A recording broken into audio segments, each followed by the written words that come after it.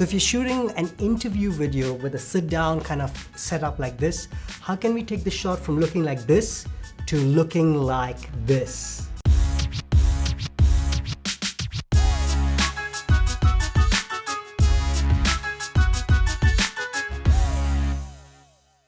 Welcome to this video, guys, and today we're here shooting an interview video for one of our clients, and we wanted to take you behind the scenes of showing you how this whole setup has been created, this whole sliding shot that's happening right here, and then we have a second camera which is giving us more of a close-up shot, and then how the lights and the sound system and everything has been set up for this interview video. So let's go and check it out.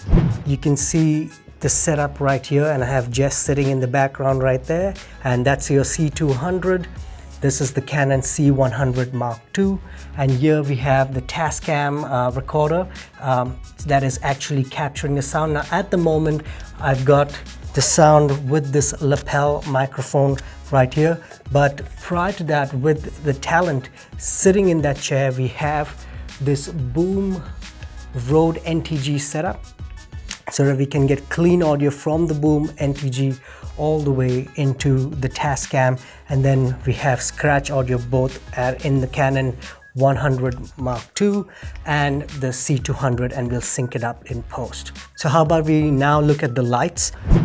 We have two lights set up at this angle. So I have one which is diffusing through this huge diffuser so that we can get really nice soft light coming through for the person the interviewee who's sitting down in this chair. And then we also have this other light which is kind of bouncing off the ceiling to create a much softer light coming down here right on top of the person, almost creating a soft diffusion for the hairlight. Then on the corner right here behind this tree, we've hidden another light, and we've pointed that light straight to the person sitting down here. So that creates the rim light and also the hair light, which is creating the nice diffusion. So here I'm using the second shooter by Kessler, and as you can see, I'll try to set this up once again. I had already set up the program on this to kind of slide back and forth here, but I'll set it up to show you quickly how the program on the Kessler shooter works. So you go into program move mode and you select new move. Now I've selected just 2 keyframes, but you can also select 3 keyframes in this. So let's just select the 2 keyframes and see how it goes. So I select the 2 keyframes. Now it's going to ask me for the first keyframe.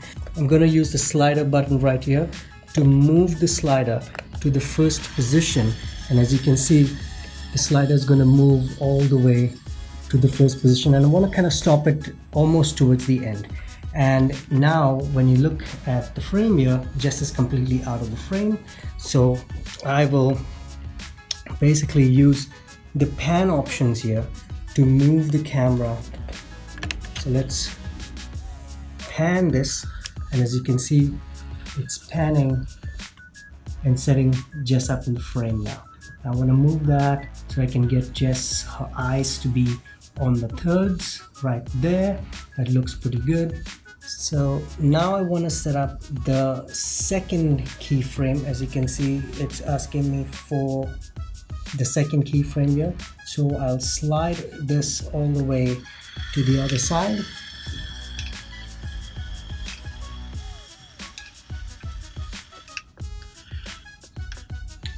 And then I want to kind of readjust the framing because we kind of lost Jess out of this. So I'll use the pan options here. So pan this over, and we can also use the tilt function on this because as you can see in the frame right now, there's too much of space on top of her head. So we'll tilt it down so that it brings her eyes again in that third section of this frame here. And then I select enter on the second keyframe, and the next step is I would like to make sure that this loops all the way through.